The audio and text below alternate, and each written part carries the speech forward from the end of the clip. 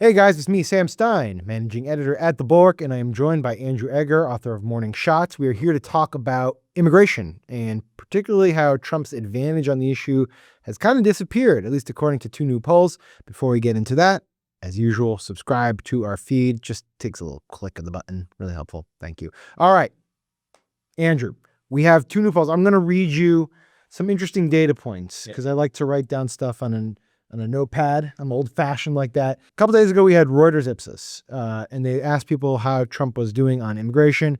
45% approve, 46% disapprove. We thought that was significant because that was the first time I think a legitimate poll had showed him underwater on immigration, which is a strong suit. But then we get this poll from YouGov and The Economist, right? Am I right? Yes, that's Okay, correct. I just want to make sure. Right? This is a factual-based publication here. Okay, it's a polling podcast. We don't want to introduce errors 5 seconds I don't want to bore everyone with with numbers, but we're going to bore you with numbers for a little bit. All right, so they ask about immigration. First of all, only 9% said it's the most important issue to them, which just seems about right because the economy is predominantly up there in cooling inflation. But here they go. 45% approve of Trump's handling, 50% disapprove of Trump's handling. Of the self-identified Trump voters, 14% said they disapproved of Trump's handling. Small, but significant. All right, so you're going to say, well, do you think he's doing too much, too little, what not? They ask, is Trump's approach too harsh, about right, or too soft? What do you think was too harsh? Guess the numbers. Of Republicans or of everybody? No, everybody. 30% of the public. Wrong. 49% too harsh. Wow. 38% said about right. 5% said it was too soft. All right. And then they asked about the case of Kilmar Abrego Garcia.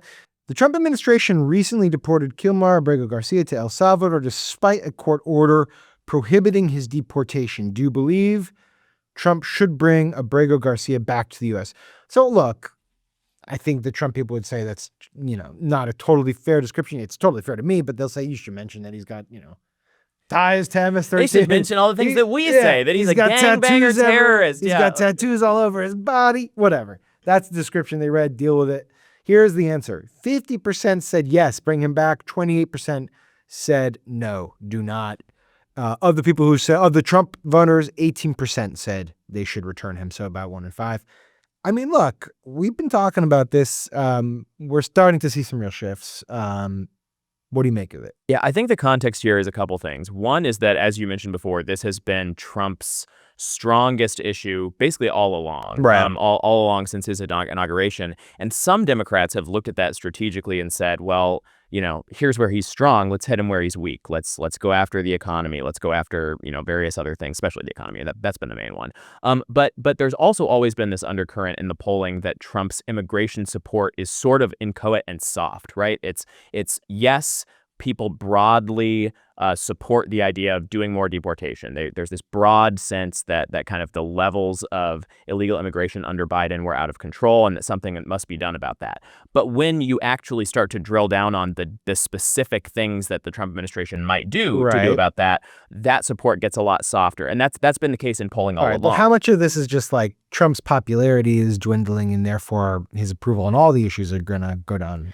I think there's some of that, but I think that if he were remaining doing things that were broadly popular on immigration, you could almost imagine it like the 2 or 3 fingers left holding him above the cliff, right? Like he's there. And as these specific things in immigration are in the news, Kilmar Abrego Garcia is in the news, right? I mean, like that is reminding people it's not just getting people out of the country, it's these specific things that they're less comfortable with and to get them out of the country. I guess the first term also, if I'm remembering correctly, he was underwater popularity rating wise, but people thought he was doing a good job on the economy. Yeah. And that was fairly consistent. Yeah. So there is precedent for him getting good approval numbers on specific issues, but not overall. So maybe that's not it. The other thing that's notable about this is that Democrats trying to rationalize how to attack Trump on this stuff have been like, well, you make it about a defiance of the Supreme Court and court orders, and you don't make it about immigration writ large. You just say Trump is defying orders and therefore we're risking a constitutional crisis. In fact, these numbers, obviously the Abrego Garcia numbers are bad, but like they're talking about approach to immigration in the abstract. It's not just, is he defying court orders? And they're saying he's too harsh. So that suggests that there is a soft underbelly on the topic of immigration and not just on the legality of what he's doing. Yeah, and these things also kind of play into each other, right? Like the same Reuters poll, unbelievably strong support for Donald Trump should not defy the Supreme Court, right? Yeah. Like it's 83%. So like the public says, don't do that, Donald Trump. But the way that plays in with the immigration is that Trump is making this core argument to his base. And he's basically trying to sell them on the idea that this is worth defying the court over. He's saying, look, the court is not going to let me do what I need to do to deliver on the promises I made to you about immigration. And so the more kind of he loses support on the immigration question, the kind of more the smaller and more fragmented base he has to stand on the court question, and kind of vice versa. I want to present you an idea. I don't necessarily believe it, okay? But I want to present this to you, which is a lot of people were angsty about the border and border crossings under Biden. And Trump has, for better or worse, really clamped down on the border crossings. I mean, it's just basically plummeted. And so a lot of the anxiety around immigration may have dissipated because of that. And then you get into like the murkier stuff, which is, wait, do I want like students at Brown University being, approached by ICE agents who are in disguise and thrown into a van and taken away and whisked away? Do I want, people who are in hospitals or schools fearing for their safety? Do I want, detention of scientists crossing into the country back with their research, and it becomes a little bit more hard to swallow. So that's my devil's advocate. Is Trump's done? Is it because Trump's done a decent job on the border and suddenly attention is drifting to other immigration stuff? I can see the argument there, but I think the broader point with immigration is just that it's an incredibly like thermostatic issue, right? Because it's so vibes based and it has so much to do with what in the first term, Trump's handling immigration was in the tank. Well, yeah, and let me kind of spool you out the kind of narrative of how this all went, because I think because Trump was so grotesquely unpopular in immigration, it was an Achilles heel for him outside of his base during his first term. Biden ran so hard on that when he wanted to become president, then he felt obliged, because he'd run so hard on it, to kind of cater more to his left base, and then he got crosswise of the electorate, and like the electorate has just ping-ponged back and forth on this issue, because either they're encountering a bunch of stories about how cruel, Border Patrol is being to migrants at the border, how cruel, administration policy is on this stuff. That was the story of the first administration, the family separation, the kids in cages, all of that stuff.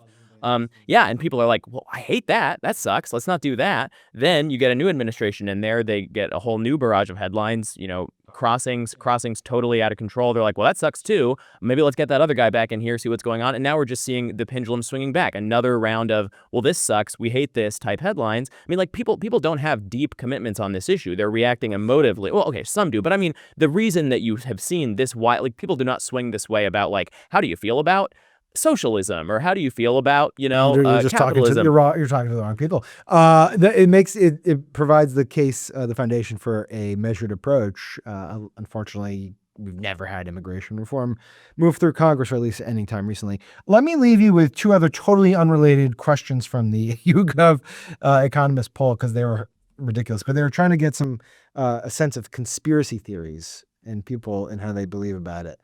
COVID vaccine, is it the deadliest vaccine ever created? What percentage of Trump voters do you think said yes, definitely true? I hate this question. 20%. 20% of people will say yes You're to right. any. 18% of Trump voters said definitely true. Vaccines have been shown to cause autism. What percentage of Trump voters definitely believe that's true? 30%. Wrong. 13%. Oh, lower. I know. Okay. My heart. Actually, why did I think, of course they like regular vaccine. Of course they like longer standing vaccines better than the COVID vaccine, because the COVID vaccine in particular was so politicized. All right. Well, that makes sense. I like to, freshen up our conversation, skip it a little. Can I say one other thing too? Yes. I just it was so striking to be in the about how Reuters poll. Much of a pleasure it is to be in the studio. Sam, what a fun time we're having. But I just like I really want to like hammer home this point about how like his loss in popularity on immigration, his loss in popularity on immigration. And Andrew's going to learn how to speak at some point. Is a dip in what is supposed to be his kind of like core bedrock at the very least, I will retain my people on this issue. Like, let me just pull a couple numbers else from that poll. I mentioned the 83% who say the president needs to obey the Supreme Court rulings. 57% say it's not okay for the president to withhold funding from universities if he doesn't agree with how they're run. 66% say presidents shouldn't be in control of cultural institutions like museums and, like the Kennedy Center, that kind of place. 59% say that America is losing credibility on the global stage. I mean, like, a lot of the numbers for a lot of the stuff that he's doing are so much worse. And I get why that sort of makes Democrats say and Trump opponents say, like, well, let's focus on that stuff, and you should. But also, like, as you hammer down this bottom issue, like, he increasingly doesn't have a different place to run to. Yeah, but the reason that Democrats say that they should focus on other issues, frankly, is because immigration is, again, 9%. Inflation and prices, in terms of which are the most important issues for voters, that's 23%. Jobs in the economy, 11%. Healthcare, 9%. And then there's immigration, 9%. So obviously, Democrats want to play on the issue that people care about most. But I think what this shows is they shouldn't feel defensive about immigration, that they can, in fact, bring his numbers down, turn one of his strengths into a weakness. And that it implicates the other stuff. It's all tied up in the rule of law stuff and, all of that stuff as well. Thank you, buddy. Appreciate it. Thank you guys for tuning in. Really appreciate that. Subscribe to the feed. We'll be in touch with more polling data and analysis like this. Bye. Hey, YouTube fam. If you want to support the Bulwark, the best way to do it is by becoming a YouTube Bulwark Plus member. The Bulwark is truly independent. We have no corporate overlords. We're not settling any dumb lawsuits with Trump. By joining, you help support our work, and you can get a bunch of perks right here on this platform. Ad-free content, bonus videos, live streams, and some emojis of me, which I guess some people want. So come join, come hang out, become a Bulwark YouTube Plus member, and I'll be seeing you in the comments. So behave.